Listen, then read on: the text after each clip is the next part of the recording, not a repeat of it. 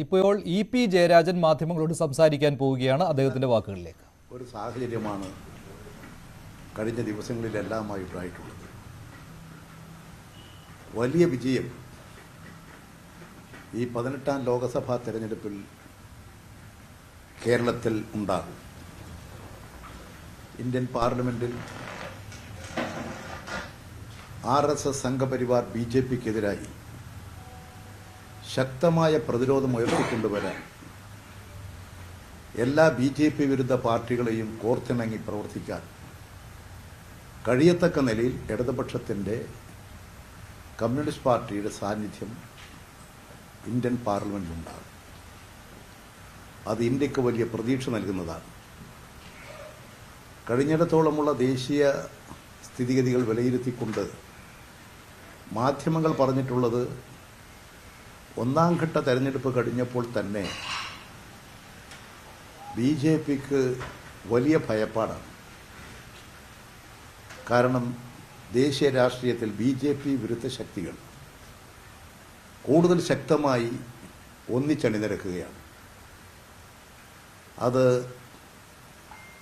ഇവിടെ ഇന്ത്യയിലെ ഇടതുപക്ഷ മതേതര ശക്തികൾക്ക് വലിയ പ്രതീക്ഷ നൽകുന്നതാണ്. അതുകൊണ്ട് തന്നെയാണ് BJP ഇപ്പോൾ ഭയപ്പെടുന്നത്. അവർ എല്ലാ അതിർവരമ്പുകളും ലംഘിച്ചുകൊണ്ടുള്ള നടപടികളിലേക്ക് കടക്കുന്നത്. അല്ലെങ്കിൽ ഒരിക്കലും ന്യൂനപക്ഷങ്ങൾക്കെതിരെ BJP ഇപ്പോൾ നടത്തിയിട്ടുള്ളത് പോലൊരു ആക്രമണം നടത്താൻ ധൈര്യപ്പെടുമായിരുന്നില്ല.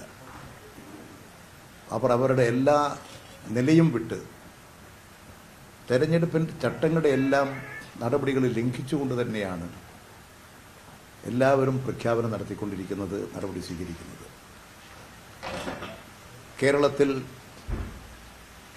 നാളെ തെരഞ്ഞെടുപ്പാണ്. ആ തെരഞ്ഞെടുപ്പിന് വേണ്ടിയിട്ടുള്ള ഒരുക്കങ്ങളെല്ലാം തെരഞ്ഞെടുപ്പ് കമ്മീഷൻ ചെയ്തിട്ടുണ്ട്. പ്രവർത്തനങ്ങൾ നടന്നു വരികയാണ്. പൊതുവെ കേരളത്തിൽ പറയത്തക്ക നിലയിലുള്ള സാധാരണഗതിയിൽ വലിയ സംഘർഷങ്ങളും കാര്യങ്ങളും ഉണ്ടാകുമായിരുന്നു. ഇന്നലെ ഈ കലാശക്കൊട്ടിൻ്റെ രംഗത്താണ് ചെറിയ ചെറിയ സംഭവങ്ങൾ ഉണ്ടായത്. ആ ദൗർഭാഗ്യകരമായ സംഭവങ്ങളും എല്ലാവരും കൂടി ആലോചിച്ചിരുന്നെങ്കിൽ ഒഴിവാക്കേണ്ടതായിരുന്നു. തീർച്ചയായും കേരളം പോലുള്ളൊരു സംസ്ഥാനത്ത് ഒരു സംഘർഷങ്ങളും ഒരു സംഘടനകളും ഒരു പാർട്ടിക്കും ഒരു മുന്നണിക്കും ഗുണം ചെയ്യുന്നതല്ല. പക്ഷേ പരാജയപ്പെടാൻ സാധ്യതയുള്ളവർ വിജയസാധ്യതയുള്ള ഇടതുപക്ഷ മുന്നണിക്കെതിരായി എല്ലാ തരത്തിലുള്ള നെറികെട്ട പ്രവർത്തനങ്ങളും സംഘടിപ്പിച്ചുകൊണ്ടിരിക്കുകയാണ്. അതിൻ്റെ ഭാഗമായിട്ട് തന്നെ ഇടതുപക്ഷ മുന്നണിയുടെ നേതാക്കളെയും അതുപോലെ തന്നെ ഇടതുപക്ഷ മുന്നണിയുടെ മന്ത്രിമാരെയുമെല്ലാം കടന്നാക്രമിക്കാനും അടിസ്ഥാനരഹിതമായ പ്രശ്നങ്ങൾ ഉയർത്താനും അവർ ശ്രമിക്കുകയാണ്.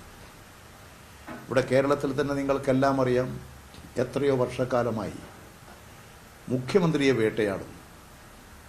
അതിൻ്റെ അടിസ്ഥാനം കേരളത്തിൽ ഇടതുപക്ഷ പ്രസ്ഥാനത്തിൻ്റെ വളർച്ചയും കേരളത്തിലെ ഗവൺമെൻറ് ജനങ്ങൾക്ക് നൽകിക്കൊണ്ടിരിക്കുന്ന ജനസേവനപരമായ ജനങ്ങളുടെ എല്ലാ നിലവാരത്തിലുമുള്ള അഭിവൃദ്ധിക്ക് വേണ്ടി നടത്തിക്കൊണ്ടിരിക്കുന്ന പ്രവർത്തനങ്ങളും കേരളത്തിലെ പ്രതിപക്ഷത്തെയും BJPയെയും അലങ്കോലപ്പെടുത്തുന്നു, അലോസരപ്പെടുത്തുന്നു.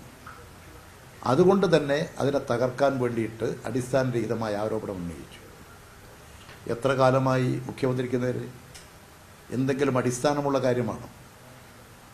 ഇപ്പോൾ നടന്നുകൊണ്ടിരിക്കുന്ന ഒരു കേസ് തന്നെ മുഖ്യമന്ത്രിയെ പ്രതിയായി ചേർക്കണമെന്ന് പറഞ്ഞുകൊണ്ടാണ്. മുഖ്യമന്ത്രി പ്രതിയൊന്നുമല്ല. അതൊന്നും നടക്കുന്നില്ലെന്ന് വന്നപ്പോൾ ഇരിക്കട്ടെ, ഇവിടെ ചില അഴിമതി ആരോപണ പ്രശ്നങ്ങൾ ഉന്നയിച്ച് മാസപ്പടി എന്ന പേരിൽ ഒരു പഠിച്ചു വളർന്ന ഒരു യുവതി, ഒരു എഞ്ചിനീയർ, അതുപോലെ തന്നെ ആധുനിക ശാസ്ത്ര സാങ്കേതിക രംഗത്തെ കഴിവിട്ടൊരു എഞ്ചിനീയറായി പഠിച്ചു വന്നു. സ്വന്തമായി ജീവിതം മുന്നോട്ട് നയിക്കാൻ ഒരു കമ്പനി രൂപീകരിച്ച് പ്രവർത്തിക്കുന്നു.